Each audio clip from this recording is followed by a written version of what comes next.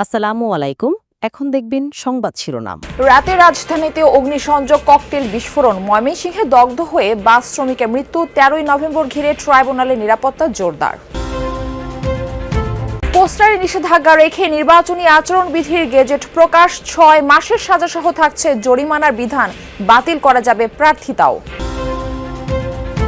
চলতি মাসেই জানিয়ে দেওয়া হবে বিএনপির অবশিষ্ট 63 প্রার্থীর নাম। আসন সমঝোতা ঝুলে যাওয়ায় এই সিদ্ধান্ত ঘোষণা, কয়েকটিতে পরিবর্তনের আভাস। নয়াদিল্লির গাড়ি বিস্ফোরণকে আত্মঘাতী হামলা বলছে পুলিশ। সন্দেহভাজন হামলাকারী ডাক্তার উমরের বাড়ি জম্মু কাশ্মীরের পুলওয়ামায়।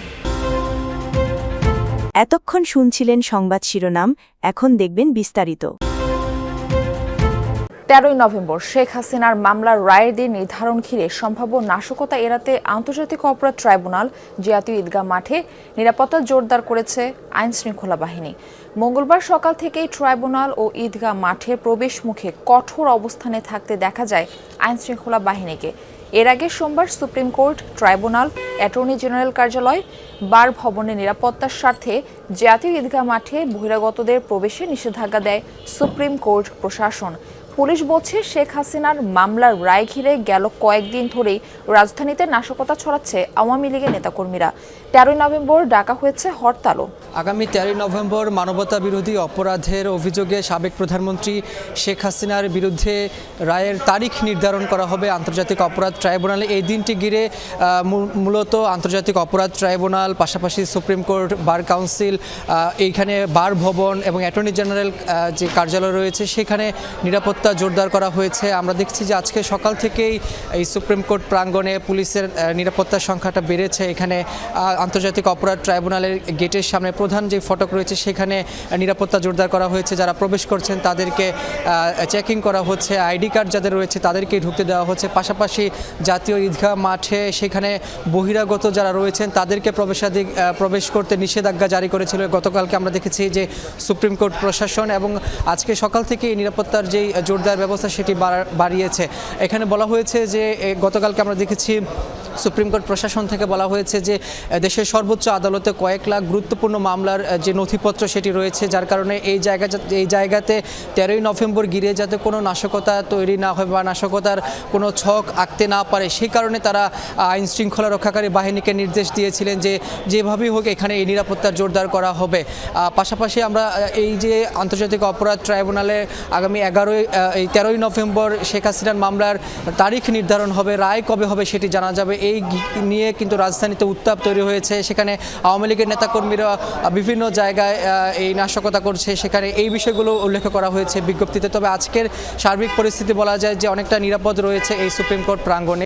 ময়মনসিংহে গতরাতে একটি বাসে অগ্নিসংযোগ করেছে দুর্বৃত্তরা। এতে দগ্ধ হয়ে একজনের মৃত্যু হয়েছে, আহত হয়েছেন 2 জন। পুলিশ জানায়, গতরাত 3:15টার দিকে ফুলবাড়িয়া বাজারে দাঁড়িয়ে থাকা আলম এশিয়ার একটি বাসে আগুন দেয় দুর্বৃত্তরা। খবর পেয়ে ফায়ার সার্ভিসের একটি ইউনিট ঘটনাস্থলে পৌঁছে আগুন নেভায়। এ সময় বাসের ভিতর থেকে একজনের ঝলসে যাওয়া মরদেহ উদ্ধার করে ফায়ার সার্ভিসের সদস্যরা। নিহত জুলহাস একজন পরিবহন শ্রমিক। আগুন দেওয়ার কারণ অনুসন্ধান ও অপরাধীদের ধরতে কাজ করছে পুলিশ। আমাকে ময়মনসিংহ জেলা পুলিশ থেকে জানানো হয়েছে যে ব্যক্তি মারা গিয়েছেন ধারণা করছে তিনি পরিবহন শ্রমিক জুলহাস এবং সে আলম এশিয়া পরিবহনে কাজ করেন। এখানে যে বিষয়টি হয়েছে যে এই আলম এশিয়া পরিবহনটি ঢাকা থেকে ফুলবাড়িয়া সড়কে চলাচল করে এবং ঢাকা থেকে গতকাল রওনা হয়ে যখন ফুলবাড়িয়ায় পৌঁছায় বাসটি তখন রাত 2টো বাজে। তো এই রাত 2টোর সময় একটি পেট্রোল পাম্পে, ফুলবাড়িয়া বাজারে একটি পেট্রোল পাম্পের সামনে দাঁড়ানো ছিল। সোমবার সন্ধ্যার দিকে রাজধানীর ধানমন্ডিতে ল্যাবিড হাসপাতালের সামনে একটি বাসে অগ্নিকাণ্ডের ঘটনা ঘটেছে। রাত 1:30টার দিকে যাত্রাবাড়িতে একটি বাসে আগুন দেয় দুর্বৃত্তরা। এদিকে রাত 11টার দিকে রাজধানীর বাংলা মোটরে এনসিপি প্রধান কার্যালয়ের সামনে ককটেল বিস্ফোরণের ঘটনা ঘটেছে। এই ঘটনায় 2 জনকে আটক করেছে আইন শৃঙ্খলা বাহিনী। বিস্ফোরণে 4 জন আহত হয়। সোমবার সন্ধ্যায় রাজধানীর ধানমন্ডিতে ল্যাবেট হাসপাতালের সামনে একটি বেসরকারি বিশ্ববিদ্যালয়ের বাসে অগ্নিকাণ্ডের ঘটনা ঘটেছে। সন্ধ্যা 7:30টার দিকে খবর পেয়ে ফায়ার সার্ভিসের 2টি ইউনিট আগুন নিয়ন্ত্রণে আনে। রাত 1:30টার দিকে যাত্রাবাড়িতে একটি বাসে আগুন দেয় দুর্বৃত্তরা। গত কদিন ধরে রাজধানী সহ দেশের বিভিন্ন জায়গায় যানবাহনে আগুন সহ বিভিন্ন নাশকতার ঘটনা ঘটছে। এসব বিবেচনায় নিয়ে তদন্ত করছে পুলিশ। এদিকে রাত 11টার দিকে জাতীয় নাগরিক পার্টি এনসিপির প্রধান কার্যালয়ের সামনে 2টি ককটেল বিস্ফোরণের ঘটনা ঘটেছে। এতে 4 জন আহত হয়। পালানোর সময় 2 জন সন্দেহভাজনকে ধরেছে এনসিপি নেতাকর্মীরা। সংসদ নির্বাচনের প্রচারণায় পোস্টারে নিষেধাজ্ঞা রেখেই দল ও প্রার্থীর আচরণবিধির গেজেট প্রকাশ করেছে ইসি। একমঞ্চে ইশতেহার ঘোষণা ও আচরণবিধি মানতে প্রার্থী ও দলের অঙ্গীকারনামা দেওয়ার নির্দেশনা থাকছে এবার। সোমবার রাতে ত্রয়োদশ জাতীয় নির্বাচনকে সামনে রেখে রাজনৈতিক দল ও প্রার্থীর আচরণ বিধিমালা 2025 জারি করেছে নির্বাচন কমিশন। সোশ্যাল মিডিয়ায় ভোটের প্রচারে কড়াকড়ি আরোপ, অসৎ উদ্দেশ্যে এআই ব্যবহারে মানা, পোস্টার ও ড্রোন ব্যবহারে নিষেধাজ্ঞা সহ আসন প্রতি 20টির বেশি বিলবোর্ডে নিষেধাজ্ঞা থাকছে বিধিতে। আচরণবিধি লঙ্ঘনের সর্বোচ্চ 6 মাসের কারাদণ্ড ও 1.5 লাখ টাকা জরিমানা এবং দলের জন্য 1.5 লাখ টাকা অর্থদণ্ডের বিধান রাখা হয়েছে। প্রয়োজনে তদন্ত সাপেক্ষে প্রার্থিতা বাতিলের ক্ষমতাও রয়েছে ইসির। নির্বাচন ব্যবস্থার সংস্কার কমিশনের সুপারিশ ও 2008 সালের আচরণবিধির সঙ্গে সমন্বয় রেখে বেশ কিছু নতুন বিষয় যুক্ত করে এবার নতুন আচরণবিধি প্রণয়ন করল সাংবিধানিক প্রতিষ্ঠানটি। এর আগে গণপ্রতিনিধিত্ব আদেশ আরপিও সংশোধন অধ্যাদেশ জারির পর সেই আলোকেই আচরণবিধি গেজেট আকারে জারি করেছে ইসি। চলতি মাসে শেষ হবে অবশিষ্ট 63 আসনে বিএনপির সম্ভাব্য প্রার্থীর মনোনয়ন ঘোষণা। এনসিপির সাথে বিএনপির আসন সমঝোতার সম্ভাবনা কমে যাওয়ায় পরীক্ষিত মিত্রদের দ্রুত ভোটের মাঠে পাঠাতে চায় বিএনপি। এছাড়া ঘোষিত 237 আসনের কয়েকটিতে প্রার্থী পরিবর্তনের আভাস দিয়েছেন বিএনপির নীতি নির্ধারকরা। বলছেন, ক্ষোভ ও অসন্তোষ দমনে বঞ্চিতদের সাথে ফের আলোচনা করবেন শীর্ষ নেতারা। তবুও কেউ জননিরাপত্তা বিঘ্নিত করলে সরকারকে কঠোর হওয়ার অনুরোধ করেছে বিএনপি। ধান খেতে দাঁড়িয়ে আম্পায়ারের ভূমিকায় রিভিউ আবেদনকারী ব্যক্তির নাম আলাল উদ্দিন আলাল। ফেনী জেলা বিএনপির এই সদস্য সচিব মনোনয়ন বঞ্চিত হয়ে অভিনবেই প্রতিবাদ করেন। আমার বাড়ির কাজের ছেলেটা পর্যন্ত জেলে গিয়েছে। আমার এই অফিসটা 5 বার ভেঙেছে, 7 বার আমি শারীরিকভাবে অ্যাসল্ট হয়েছি।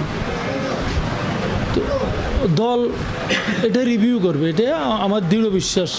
যদিও এমন বুদ্ধিদীপ্ত প্রতিবাদ দেখা যায়নি আর কোথাও, বরং হামলা বিক্ষোভে গত কয়েকদিন উত্তপ্ত অন্তত 10টি জেলা। কিন্তু কেন এমন ক্ষুব্ধ প্রতিক্রিয়া? বিএনপি প্রতিষ্ঠা করেছে, তাকে নমিনেশন না দিয়ে যদি অন্য কাউকে নমিনেশন দেয় তাহলে তো এলাকার লোক ক্ষুব্ধ হবেই। পরিচিত লোক না পালি নতুন লোক পালি তো বিপদ হবে। দিল্লিতে আত্মঘাতী গাড়ি বিস্ফোরণের ঘটনায় সন্দেহভাজনের ছবি ও পরিচয় প্রকাশ করা হয়েছে। তিনি জম্মু কাশ্মীরের পুলওয়ামার বাসিন্দা ডাক্তার ওমর মোহাম্মদ। বিস্ফোরিত হুন্দাই গাড়িটি তারই ছিল বলে নিশ্চিত করেছে পুলিশ। বিস্ফোরণের আগ মুহূর্তের বেশ কয়েকটি সিসিটিভি ফুটেজও প্রকাশ করেছে। গাড়িটি 3 ঘন্টার মতো পার্ক করা ছিল লালকেল্লা এলাকায়। এরপর সন্ধ্যা 6:30টার দিকে চলতে শুরু করে। 20 মিনিট পর ধীরে ধীরে থামে ট্রাফিক সিগন্যালে। কিছুক্ষণের মধ্যে বিস্ফোরিত হয় বিকট শব্দে। পুরো সময় গাড়িটিতে অবস্থান করছিলেন সন্দেহভাজন ওই চিকিৎসক। বিস্ফোরণের তীব্র দাহ্য অ্যামোনিয়াম নাইট্রেট জ্বালানি ব্যবহার করা হয়েছিল বলে জানিয়েছে সংশ্লিষ্ট সূত্রগুলো। ঘটনাস্থল থেকে সংগ্রহ করা হয়েছে আলামত।